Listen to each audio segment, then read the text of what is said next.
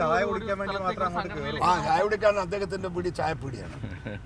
ഇത് പൂർവ്വകാല ബന്ധുവില്ലാത്ത ഒരാളെ വീട്ടിൽ പോയി ചായ കുടിക്കാൻ നിൽക്കുന്നത് ആരെങ്കിലും പോകും? ചായപ്പീടിയൊക്കെ എഴുതല്ലോ. ചായക്കട നടത്തിയിട്ടുണ്ടോ? പി ജയരാജൻ എന്ന് സംബന്ധിച്ചിരിക്കുകയാണ്. അദ്ദേഹം ജാവ്ദേക്കർ അദ്ദേഹത്തിന്റെ വീട്ടിൽ വന്നു, പക്ഷേ മകന്റെ ഫ്ലാറ്റിലാണ് വന്നത്. പക്ഷേ രാഷ്ട്രീയമൊന്നും സംസാരിച്ചില്ല. ഇതുവഴി പോയപ്പോൾ വന്നു, കണ്ടു, രാഷ്ട്രീയം സംസാരിക്കാൻ താല്പര്യമില്ല എന്ന് പറഞ്ഞ് പോവുക മാത്രമാണ് ചെയ്തത് എന്നാണ് അദ്ദേഹം പറയുന്നത്. പി ജയരാജൻ അതിനുശേഷം കച്ചവടമൊക്കെ നടന്നില്ലേ? മാത്രം കച്ചവടം നടന്നില്ലേ? വലിയ ഒരു സ്ഥാപനം ഷെയർ ചെയ്ത് കൊടുത്തില്ലേ? അത് ചുമ്മാ കൊടുത്തതാ? അല്ലല്ലോ. പറയുമ്പം ഒന്നിൻ്റെ ഒരു ക്ലാരിറ്റി വേണം. അദ്ദേഹം പറയുന്നതിനോട് ഞനക്ക് അദ്ദേഹത്തെ പ്രതികൂട്ടിക്കയറി നിർത്തണമെന്ന് താല്പര്യമൊന്നുമില്ല. ഞാൻ അറിഞ്ഞ യാഥാർത്ഥ്യം ഞാൻ എക്സ്പോസ് ചെയ്തു പുറത്തു പറഞ്ഞു എന്നല്ലാതെ എൻ്റെ ഭാഗത്തുനിന്ന് ആഡ് ചെയ്തോ അല്ലെങ്കിൽ അദ്ദേഹത്തെ ഒന്ന് നാറ്റിക്കളയാന്ന് വിചാരിച്ചിട്ടൊന്നുമില്ല. ഞാൻ പറഞ്ഞത് പിന്നെ അങ്ങനെ ഒരു അലിഗേഷൻസ് വന്നപ്പോഴുണ്ടായ ആ സാഹചര്യത്തിൽ അദ്ദേഹം ഒന്നും സംസാരിക്കാതിരിക്കുന്ന ചുറ്റുപാടിൽ ഞാൻ പ്രതികരിച്ചു എന്ന് മാത്രമേ ഉള്ളൂ. പക്ഷേ എനിക്ക് ഇൻഫർമേഷൻ കിട്ടിയതൊക്കെ യാഥാർത്ഥ്യമാണ്. ആ ഇൻഫർമേഷൻസൊക്കെ സത്യസന്ധമാണ് എന്ന് ഞാൻ വിശ്വസിക്കുകയാണ്.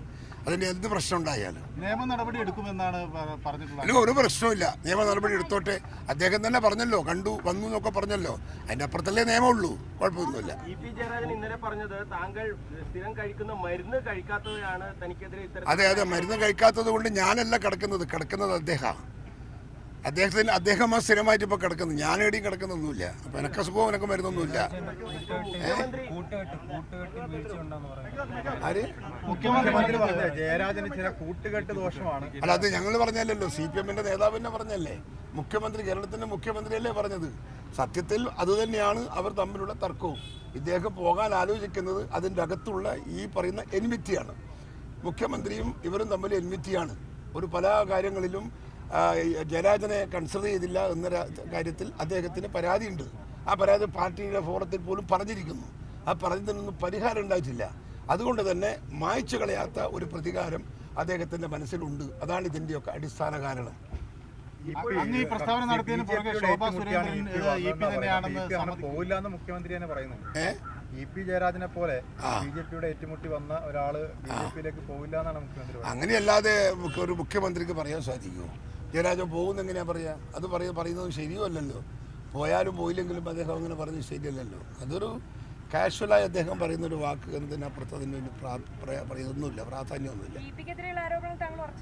പിന്നെ നിശ്ചയമായി അതിപ്പോ ഏതാണ്ട് EP തന്നെ അത് ഹാഫ് തുറന്നില്ലേ? ഞാൻ പറഞ്ഞതിന്റെ ഒരു ഹാഫ് അദ്ദേഹം തന്നെ തുറന്നില്ലേ? എന്റെ അപ്പുറത്ത് ഞാനെന്തിനാ പുറകോട്ട് പോകുന്നു? ചായ കുടിക്കാൻ വേണ്ടി മാത്രം ചായ കുടിക്കാൻ അദ്ദേഹത്തിന്റെ വീട് ചായപ്പീടിയാണ്. ഇത് പൂർവ്വകാല ബന്ധുവില്ലാത്ത ഒരാളെ വീട്ടിൽ പോയി ചായ കുടിക്കാൻ നിൽക്കുന്നത് ആരെങ്കിലും പോകും? ചായപ്പീടിയൊക്കെ എഴുതല്ലോ. ചായക്കട നടത്തിയിട്ടുണ്ടോ? എനിക്ക് പോയി പോലും പോയില്ല പോലും. എനിക്കെന്താ പ്രശ്നം? എന്റെ കുടുംബത്തിൽ നാട്ടിൽ അവർ പോകുന്ന പോലെയാണെന്നുള്ള നിങ്ങളുടെ ചോദ്യം. ഞങ്ങൾക്ക് അദ്ദേഹത്തിന്റെ രാഷ്ട്രീയ ഫ്യൂച്ചറിനെ കുറിച്ച് എന്ത് തീരുമാനം എടുക്കുന്നതിനോട് ഞങ്ങൾക്ക് യാതൊരു പ്രശ്നവും. എന്ത് വേണമെങ്കിലും എടുത്തോട്ടെ, പക്ഷെ അത് പറയാനുള്ളൊരു സ്വാതന്ത്ര്യം ഞങ്ങൾക്കുണ്ട്. അത് ഞാൻ പറയേണ്ട കാര്യം, അത് അവർ ആലോചിക്കേണ്ട കാര്യം. ഞാനാ തീരുമാനിക്കേണ്ട ഗുണവും ദോഷവും.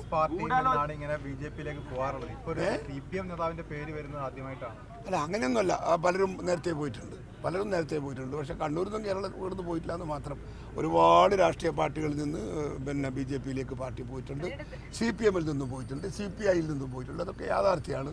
അന്ന് മറച്ചു വെച്ചിട്ട് കാര്യമില്ല. അതൊക്കെ നടക്കുന്നുണ്ട്. കൊട്ടേഷൻ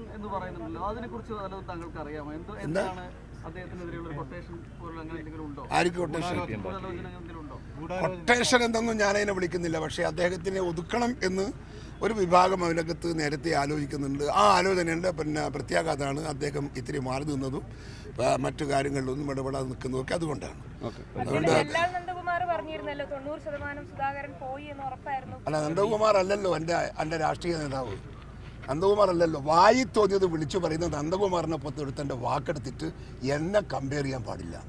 പറയാൻ മനസ്സിലായോ? അതൊന്നും ഒരു എന്താ പറയുക, സ്ഥിരതയില്ലാത്ത പത്രപ്രവർത്തകന്മാരാണ്. സ്ഥിരതയില്ലാത്ത, എന്തും പറയും, എന്തും ചെയ്യും, എന്ത് വൃത്തികേടും ചെയ്യും. പരസ്യം കിട്ടുന്നൊരു വാർത്ത കിട്ടിയാൽ എന്ത് നെറികെട്ട വാർത്തയാണെങ്കിലും അതയക്കും. അതൊക്കെ അദ്ദേഹത്തിൻ്റെ എത്രയോ കാലമായിട്ടുള്ള ശീലമാണ്, അദ്ദേഹത്തിൻ്റെ ഒരു ശൈലിയാണ്. അതിനൊന്നും നമ്മൾ പ്രതികരിക്കാൻ ഞങ്ങളൊന്നും ആരുമില്ല. ഈ ചർച്ചയുടെ കാര്യം താങ്കളോട് പറഞ്ഞത് നന്ദകുമാറാണോ?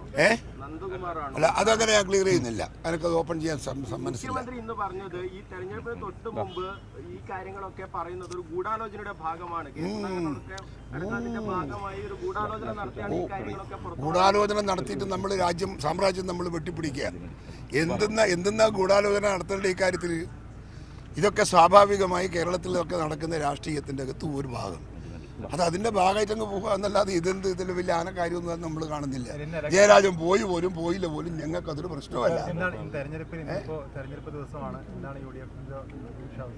എൻ്റെ പ്രതീക്ഷ, നമ്മളെ പ്രതീക്ഷ, പഴയ പ്രതീക്ഷ നമ്മളൊന്ന് റിവൈവ് ചെയ്യുന്നു, റിന്യൂ ചെയ്യുന്നു. അത്രയേ ഉള്ളൂ. ഇന്ന് രാവിലത്തൊക്കെ പോളിംഗ് ബൂത്തിൻ്റെ ക്യൂ കാണുമ്പോൾ നമുക്ക് വളരെ കോൺഫിഡൻ്റ് ആണ്. കാരണം നമ്മളതാണ് വോട്ടർമാർ സാധാരണ വരാനും പോകാനും വൈകുക അല്ലെങ്കിൽ പോകാതിരിക്കുക.